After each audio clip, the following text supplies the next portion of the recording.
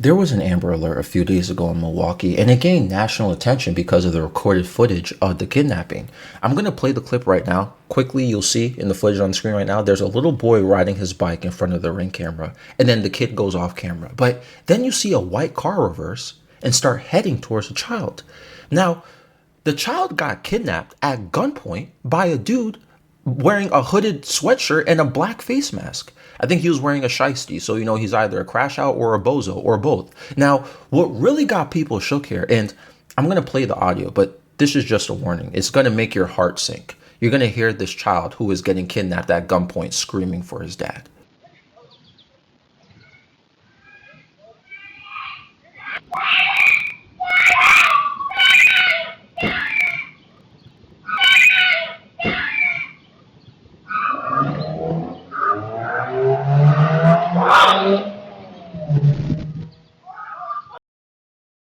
So when this footage came out and the Amber Alert is active, I'm seeing people everywhere online go crazy about this. And this was a few days ago, right?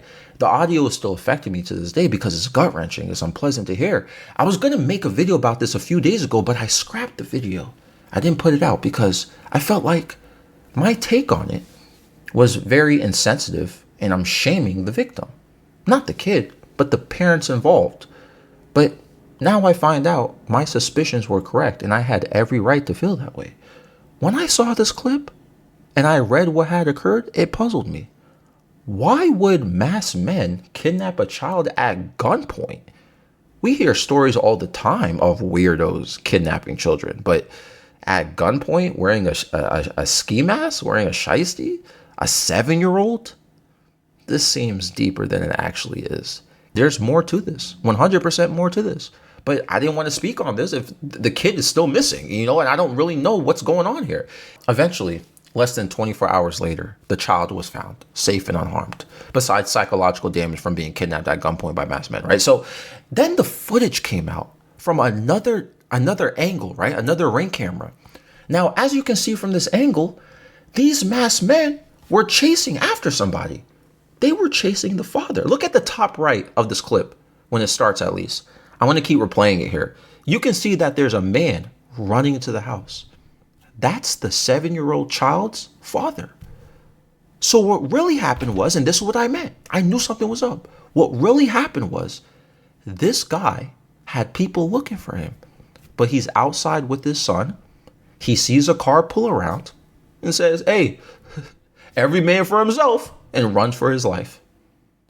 And then the masked men pull out with their guns drawn to try to gun him down or anything. I guess he had a number on his head and they didn't shoot because they saw the 7-year-old son right there. And they couldn't get to him because, you know why? The dad ran inside and locked the door behind him. Said, "Hey, you on your own, kid." Left his 7-year-old son out to die. But the shooters, his ops, seemed to, they didn't do that. And they just kidnapped his son instead. And obviously, we find out the child is unharmed and returned back 24 hours later. Less than. First of all, it's infuriating, and at least in my opinion, because, he knew people were after him and you run away when your kid is right there. Leaving that poor 7-year-old child who is screaming for your help up to fate by masked men with guns. I don't know what kind of parenting this is. How do you feel as a man running into your house, locking the door while your son is screaming for your help? That poor baby is probably going to be so damaged right now, not only because of being kidnapped, but the fact he saw his father, his protector, his guidance, the quote, man of the house. He saw that figure leave him in the dust. I'm sorry. I'm not the toughest guy out there. I'm not in the field, but you'll have to lay me out. I'm going to at least grab my child first or find a way to protect my child and make sure they get inside. If I'm going to get robbed or if it's my time, then it's my time, At least my son won't look at me like a bitch. Even if I'm dead, he'll know I at least had some integrity to save his life and protect him. You left that poor baby running for his life and they took him away from you. At this point, sorry to, listen, I don't even know how to word around this, bro, you got to slide for little bro. I don't know. If someone kidnapped my child, if I had one hypothetically, again, I'm not a tough guy, but consider your days numbered. If I know who you are, where you at, listen, I might burn down the house you sleeping at, your mama's house, your granny's house. You doing some bullshit like this. This guy is crazy for locking the door and letting that boy have no grace to survive. He probably gonna beat your ass when he gets older. Like, listen, that child is gonna remember this and lose all respect for you as a father. But man, this is what your ops are doing, bro. Like, you know what I'm saying? Like, how are you gonna continue going on like this? Like, I knew it this whole time when I first heard the situation. But again, see, this is why I didn't put out the video, because I felt like if I just started saying this and I didn't see this camera angle, people would be like, yo, why are you blaming them? You don't know what happened. Well, now we know what happened. It was deeper than what people were thinking. You could have at least grabbed the kid first, regardless. Forget the semantics or the technicalities. Okay? Forget all that. Let's talk about this objectively here. This guy is objectively the reason why his child got snatched.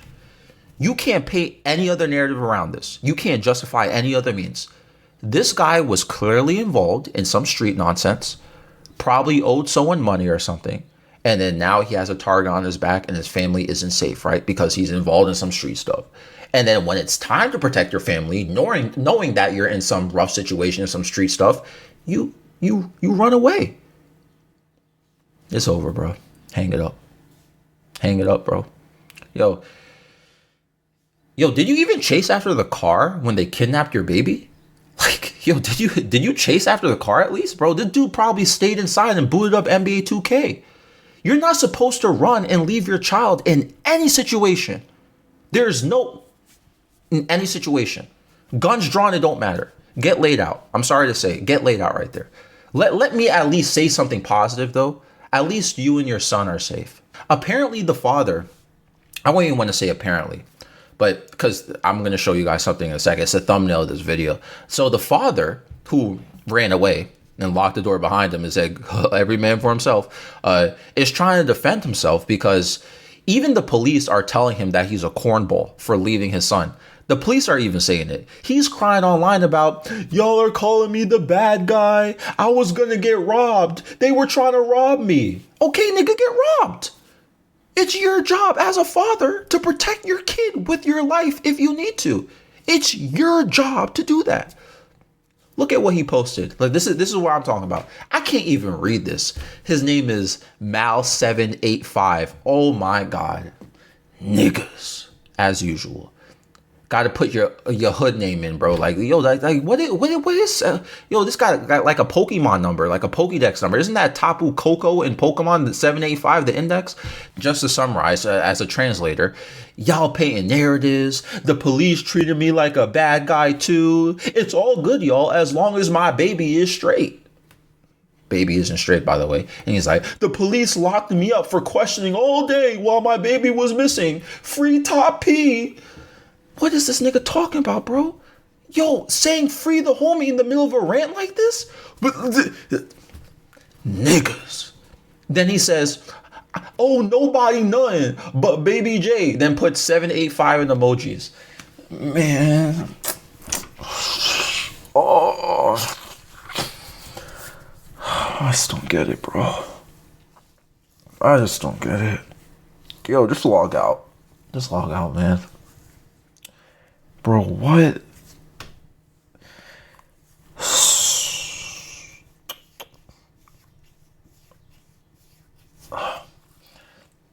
Look, I'm not a street dude.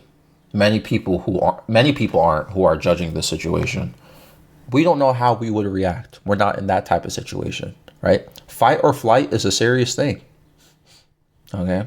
Not trying to justify anything, but there is an instinct far deeper than that I feel like I just don't know. Me personally, even when I picture myself or like self-insert myself in the situation, if I'm like imagining it in my head, I just can't imagine running like this. Like, I may be scared. I may panic. My fight or flight will involve me grabbing my child, though, and running inside, or at least telling him to go inside while I get laid out or something. Like, man. Bro, what he's saying online, like, this guy is just... I don't know. I don't know. What do y'all think? Am I being too harsh? Let me know down below. This episode is found on Spotify and YouTube. I'm out.